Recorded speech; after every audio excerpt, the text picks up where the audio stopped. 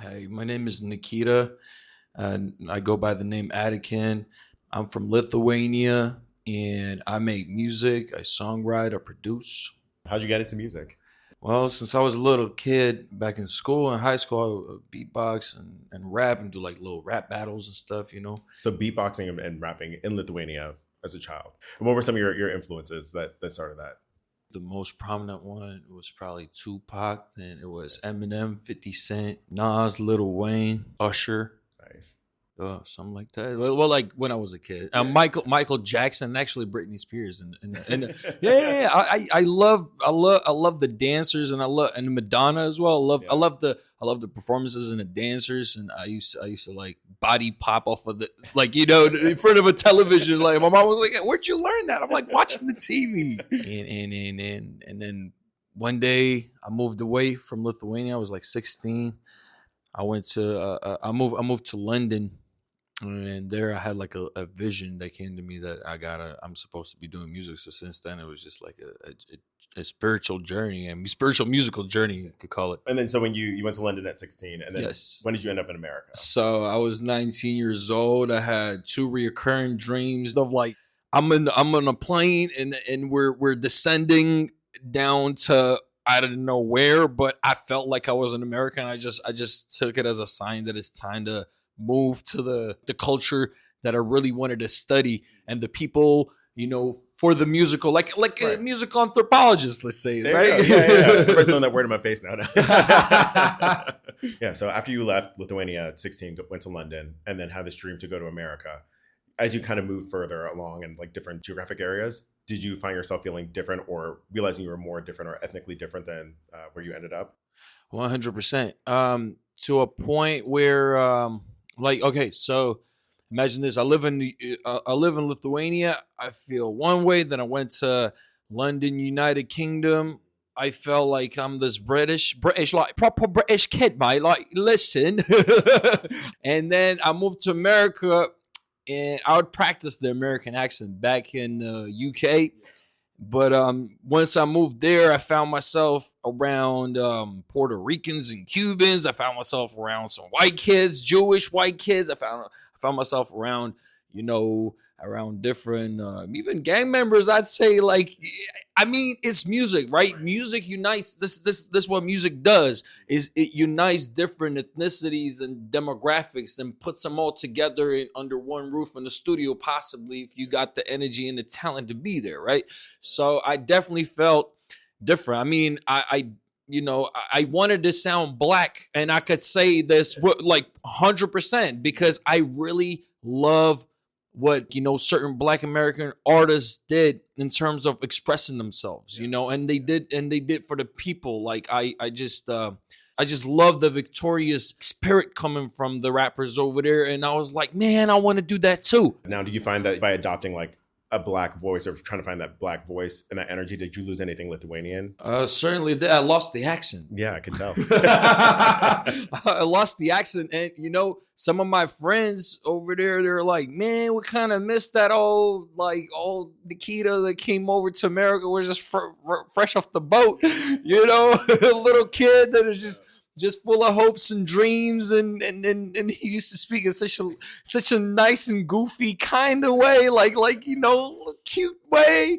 You said before we started talking, you experienced firsthand the racism and the segregation in America. 100%. I mean, look, wherever you go and on a new spot, like, in a new country, you're going to find everything. And you're going to find people that want to help you if you're a good person. And you're going to find people that want to take advantage of you. And once they hear that little bit of an accent, they're like, oh, he's a tourist. That means we can make some money from him, or we can get some from him.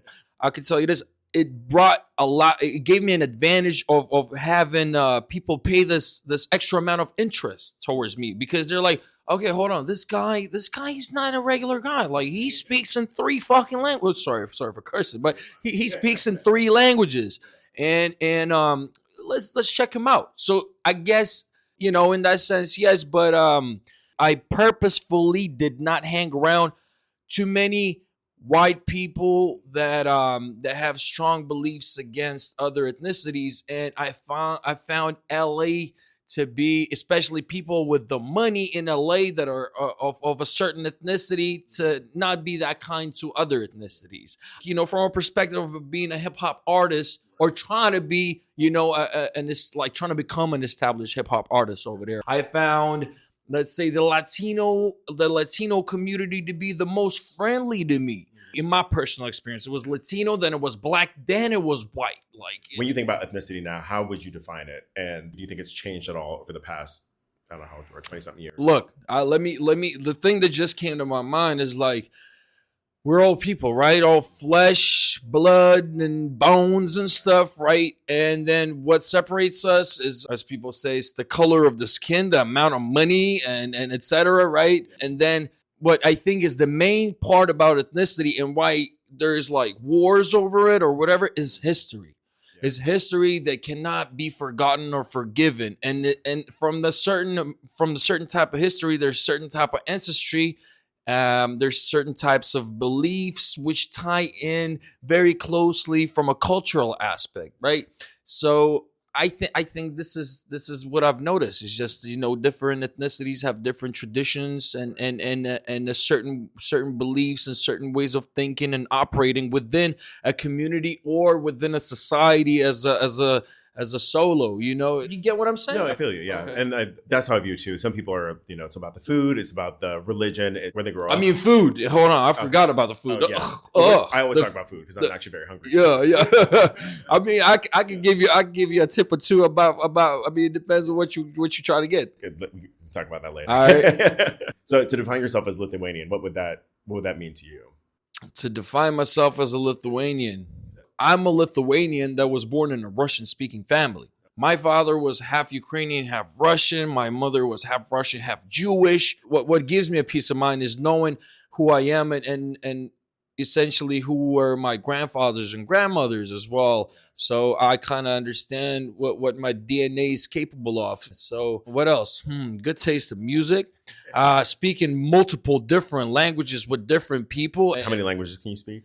I speak fluently 3: Lithuanian, English, and Russian. Is there anything that you picked up from London or the US that you think has incorporated into your viewpoint as a person, or is now your ethnicity? 100%. I think this is what makes me a Lithuanian. It separates me from being just raised my whole entire life, in Lithuania. Because I left at 16.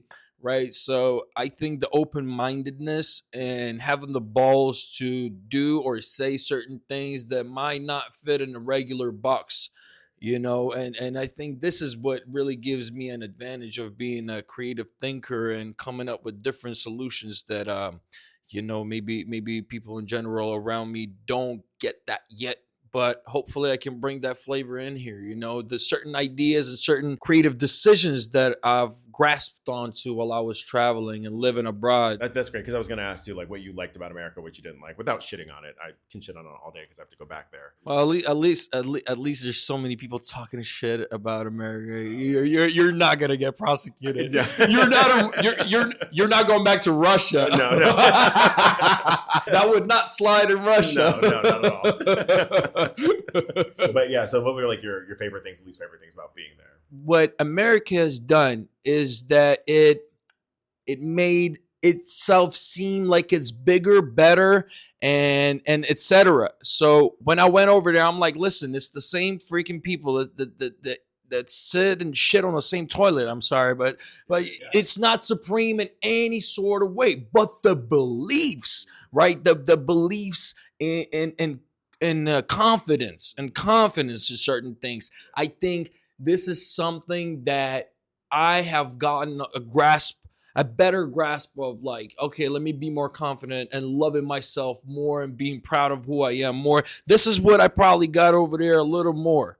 All right, I guess to wrap it up, what would be the one thing that you want people to take away about Lithuania? It could be about you as a person, or it could just be about the country as a whole. If there's anything in your music that you want people to kind of take away and understand about your ethnicity, your culture. What's sitting inside of me right now is yo, can we just get together and be one and just love each other more, and just appreciate each other more, appreciate each other's existence. Say like tell each other some kind words and show some care and appreciation for each other's mental state, and just appreciate each other, like really, like with like less ego, more love, less ego. Like really, that's the vibration I'm on right now. Of loving myself more and loving everybody around more. Like More love, less ego. I'm here for it. Oh, all right. Thank you. That was good. Thank You have you. anything else you want to add? Nah. No. Thank you.